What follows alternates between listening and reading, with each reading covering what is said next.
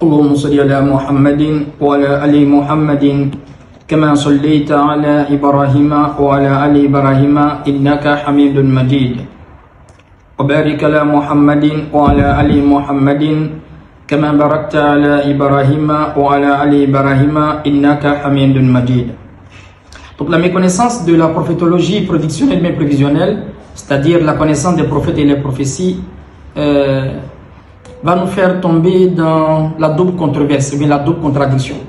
Et avant même d'aborder ce point-là, il a dit dans d'une de ses notes, en disant que le prophète sallallahu alayhi wa sallam, nul besoin d'aller dans une grotte pour prendre une prophétie que le prophète a pris, un truc comme ça.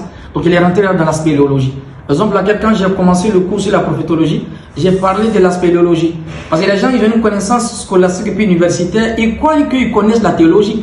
Donc la méconnaissance de la prophétologie prédictionnelle mais prévisionnelle, d'où la spéléologie, faire dire à certains chrétiens qui n'ont aucune connaissance thoraïque, évangélique, mais historique des prophètes, dire des choses qu'ils ne savent pas. Est-ce que vous voyez?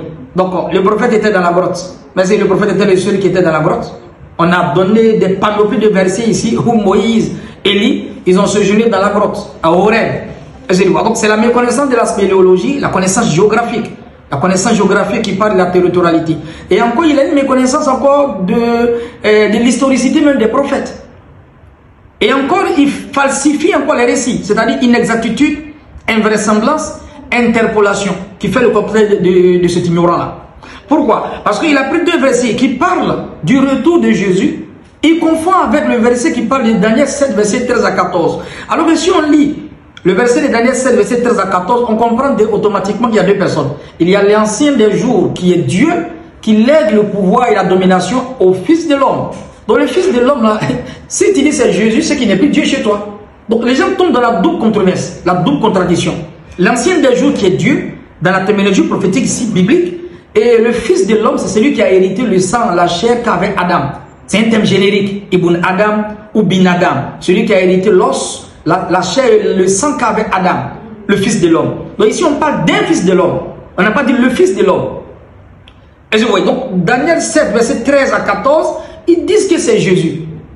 En même temps, dans les mauvaises connaissances ontologiques, ils disent que Jésus est Dieu. Alors que l'ancien des jours ici, dans Daniel 7, verset 13, Daniel, il adore Dieu, il n'adore pas Jésus. Donc Daniel est en train de prédiquer que c'est l'ancien des jours qui est le créateur, qui est le Dieu, qui donne le pouvoir. Et ça se corroboré dans la Sourate 3. Allah qui est le maître de la royauté, il donne la royauté à qui il veut. Il arrache la royauté à qui il veut. Il donne la puissance à qui il veut, bien le pouvoir à qui il veut. Il arrache le pouvoir à qui il veut, il avilit qui il veut. Tout le bien dans sa main, il est capable de toutes choses. Donc celui qui donne le pouvoir, c'est lui qui est Dieu. Celui qui reçoit le pouvoir, il ne peut pas être Dieu. Donc l'ancien des jours, on fait rapprocher le Fils de l'homme vers l'ancien des jours et il donne le pouvoir, la domination à qui? Au Fils de l'homme. Donc ce Fils de l'homme ne peut pas être Dieu. L'ancien des jours, dans la terminologie prophétique et biblique, il s'agit de Dieu. On va faire la lecture et on va rebondir sur les deux prophéties qui mélangent complètement. Daniel 7, verset 13. Je regardais pendant mes visions nocturnes et voici sur les nuées des cieux, arriva quelqu'un semblable à un Fils de l'homme. Ça, ce n'est pas Dieu. Il s'avança vers l'ancien des jours, qui est Dieu, et on le fit rapprocher de lui. On lui donna. Qui a donné? C'est l'ancien des jours qui a donné. C'est Dieu qui donne le pouvoir. Dieu ne reçoit pas le pouvoir de quelqu'un. Non. Donc, ils ont une mauvaise connaissance ontologique. Ça, c'est la base même. Et encore, ils ont une mauvaise connaissance encore sur l'onomastique. On va revenir dessus. Donc, ici, il y a deux personnes distinctes. Comme Jésus dit dans Jean 14, verset 2, croyez en Dieu, croyez en moi. Ça fait deux personnes distinctes. Jean 20, verset 17. Je monte vers mon Père qui est votre Père, vers mon Dieu qui est votre Dieu. Jean 17, 3. Or la vie éternelle, c'est qu'ils te connaissent, toi, le seul véritable Dieu et celui que tu as envoyé, Jésus-Christ. Pourquoi faire l'amalgame entre Dieu et puis Jésus? Donc ici, l'ancien des jours qui donne la domination, le pouvoir au Fils de l'homme. Donc il y a deux personnes.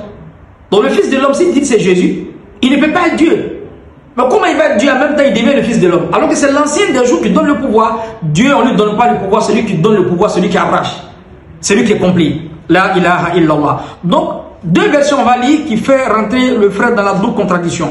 Matthieu 26, je pense que c'est le verset qu'il a pris. Matthieu 26, verset 64, rapidement. Je retrouve le verset, Matthieu 26, j'y suis, verset 64. Jésus leur répondit, tu l'as dit, de plus je vous le déclare, vous verrez désormais, suivez bien ce verset-là, vous verrez désormais le Fils de l'homme assis à la droite de la puissance de Dieu. Il y a Dieu, il y a le Fils de l'homme. Donc le Fils de l'homme là, dans cette prophétie qui n'a rien à voir avec Daniel 7, n'est-ce pas, verset 13 à 14, qu'il s'agit d'un Fils de l'homme, c'est démontré. Parce qu'il y a 4 empires mondiaux qui ont succédé la terre et il y a les 4 méthodes d'ordre décroissant. Jésus a vécu sur l'empire romain qui correspond aux jambes de fer et qui correspond dans les rêves de Daniel qui a été expliqué par l'ange Gabriel, qui correspond au monstre qui mangeait tout, qui dévorait tout, qui avait 10 cornes sur sa tête.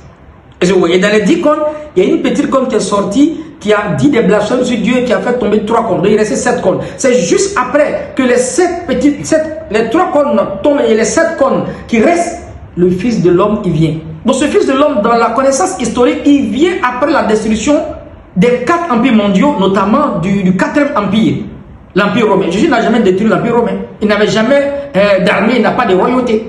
Jean 18, verset 36, Jésus dit, mon royaume n'est pas de ce monde. Si Jésus, son royaume n'est pas de ce monde, pourquoi transformer la pacotille en or? Pourquoi mélanger plafond avec le fond du plat pour donner cette prophétie forcément à Jésus alors que ça concerne nullement Jésus parce que son royaume n'est pas de ce monde? Qu'Allah donne la compréhension.